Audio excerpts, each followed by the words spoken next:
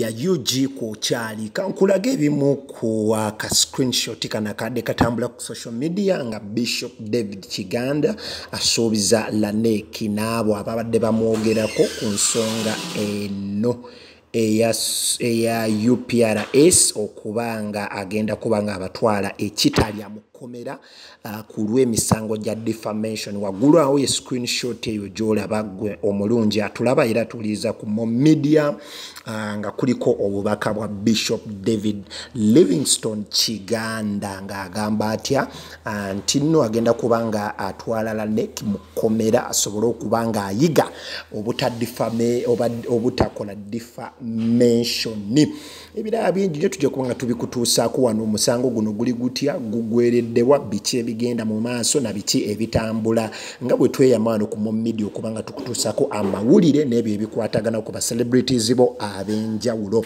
Bw'oba tonna subscribinga nja kusaba subscribinga ku media UG, likinga, commentinga, sharinga, tambuza video eno tusobole okubanga ofuna ebingi ebisinga ku ba celebrities bo ab'enjawulo.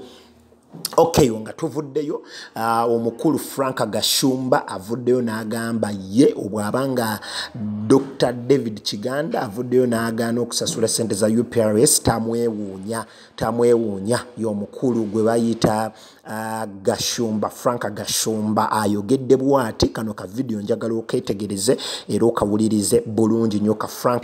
Ate Kiganda bw'aba Kiganda kunze tikyewuunyisa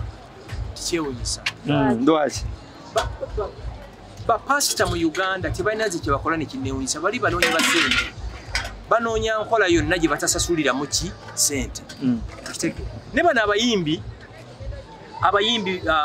abayimba gospel music bawandikire church ezo nti bwe mwati musobola tuterangayo sente ennyimba zaffe temwikola ki temuzizanye kubanga nabo banoonya sente ng'abantu abaki ng'abantu abalala.